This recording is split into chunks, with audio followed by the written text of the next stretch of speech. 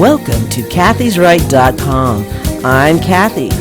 We've seen an increase of crime all over the country, predominantly, I will say almost 100%, in Democrat-run cities like San Francisco, LA, New York. Smash and grab crimes. Groups of young thugs come in, sometimes 20 or more, come in simultaneously and bash everything. They snatch expensive purses, all sorts of expensive items, and they run, and I guess they have it all sold. I think they sell it all on the internet, on Etsy and eBay, and just probably individually. They're making a lot of money off of doing this. And the people at the top act as though they don't know why. I mean, what could be happening? I don't know. Particularly Nancy Pelosi. She doesn't make the connection between all these same cities that decided to defund the police because of the summer of love. They defunded the police, less police, and then they made bail almost non-existent. So the people who do get arrested, and rarely do they get arrested, get let go almost immediately to go out and offend again. And this is the atmosphere that they've created for themselves. Now, I don't feel sorry for places like Target and these stores, those especially the big ones. Now, it was not a big deal to the government when it was just like Walgreens and little 5 and dime places. But now they're going to the big wigs. They're going to the big time stores to get Louis Vuittons and all these expensive items. And now that it's affecting their bottom dollar, now they want them to do something about it. Now, Target actually contributed to Black Lives Matter. So all those riots caused by Black Lives Matter and their cohorts, the Antifa group, well, now the very companies that supported Black Lives Matter and were so proud of it are becoming the victims of the very atmosphere that they created, that they contributed to. And so now they reimagine the police, and this is what reimagining the police actually looks like. Smash and grab, and they're taking all their stuff. I don't approve of anybody stealing anything from anyone, and I'm not really wanting any harm to come to anyone, but this is what they voted for. This is what those blue cities voted for. What did they think was going to happen? What do you think's going to happen when you defund the police, you demoralize the police, you emasculate the police? You make them fundamentally useless in these blue-run counties.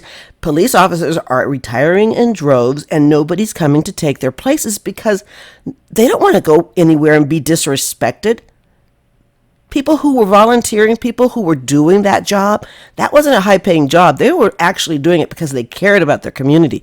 But if the community isn't going to back them up and respect them for what they do, you're not going to get a lot of takers.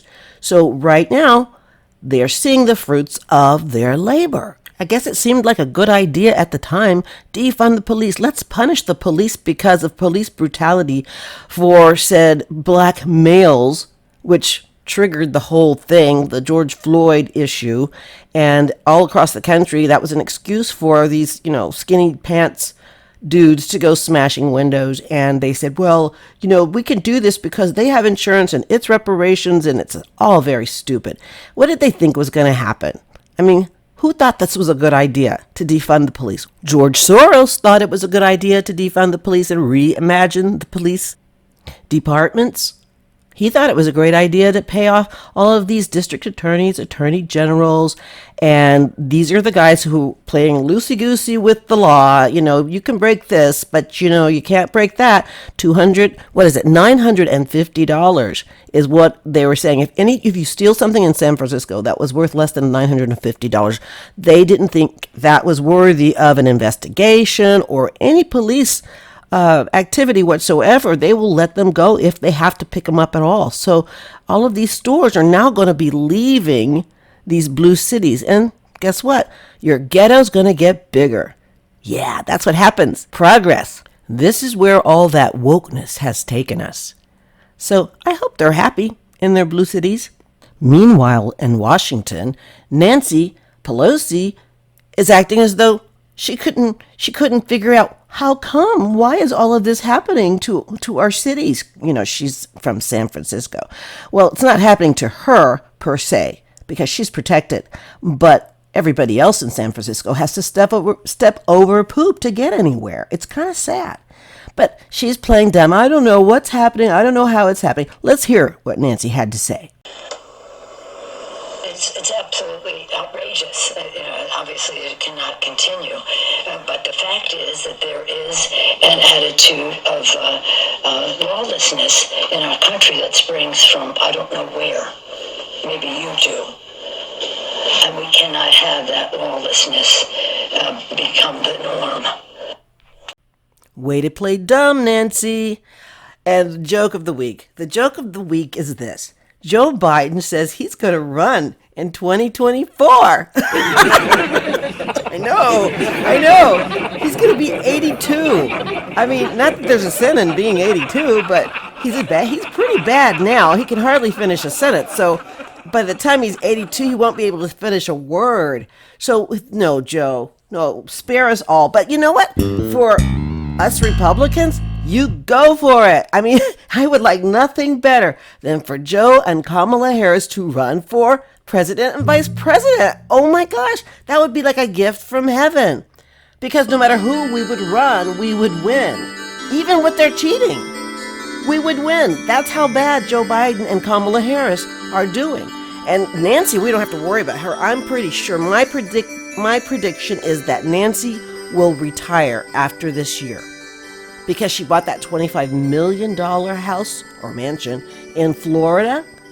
She's not even planning on staying in her hometown of San Francisco, which she so perfectly represented it. So Nancy's she's going to be leaving blue California for red Florida because people live like normal people there. They don't have to step on poop to go to the store. So Nancy's abandoning her post, basically. I'm pretty sure, this is my prediction, she's going to retire after this year, and she's going to move to Florida. I mean, that's why she bought that big house. I guess California will really miss her. But I don't think people in Florida are going to welcome her with open arms, to be honest. I really would like to see the inside of Nancy's new house in Florida, because I bet you it has a wonderful wine cellar. I mean, I bet it's beautiful. Because, I think part of her family, they make wine in California. I bet she'll just bring bucket loads and cases upon cases of wine, and she'll spend the rest of her days drinking her wine and trying to forget about California. Let's face it, Nancy, she's forgotten about California a long time ago. She hasn't thought about California. She hasn't thought about San Francisco. I mean, they have gutted that beautiful city. There's needles all over the ground. You can't walk safely. You can't even walk your dog safely there. It is disgusting. I haven't been there, but I have friends who have been there, and their description, it just saddens me, because the one time I went to San Francisco when I was young, my Uncle Sonny, he was a motorcycle aficionado. He collected motorcycles, and he took me for a motorcycle ride on that street. I think they call it the crookedest street in the world. It was so fun on a motorcycle, a Harley. And so, but yeah, that's how I remember it. It was beautiful. We went to the Fisherman's Wharf. But from what I'm hearing, it is very sad to go to San Francisco anymore. And the real estate there is just so expensive. I don't know why people would pay to live there. They've got open places where people do drugs openly and people defecate on the street. I mean, did anybody have any home training? I don't know. When you become homeless, do you just forget about being potty trained? I don't know. Are there no bathrooms? I would think they'd put bathrooms on the street like they do in Paris. They have public bathrooms. I don't know. I would never go there today. I think I'd be too sad. I think Nancy is not sad. I don't think she ever really cared. I think she cares about power, and that's about it. So that's Nancy for you. But yeah, that would be a gift from heaven for Joe Biden and Kamala Harris to run again. But he knows darn well he's not. In fact, he was already planning on his exit a long time ago. Let me see. I think I have a recording of that. When we disagree, it'll be just like, so far, it's been just like when Barack and I did. It's in private. She'll say, I think we should do A, B, C, or D. And I'll say, I like A, don't like B and C. And let's go, okay. I told Barack, if I reach something where there's a fundamental disagreement we have based on a moral principle, I'll develop some disease and say I have to resign. Smoke and mirrors, ladies and gentlemen, smoke and mirrors. Joe Biden has no intention of running for 2024. He just wants to give us the illusion that he's all there when we all know differently. That's the gist of it.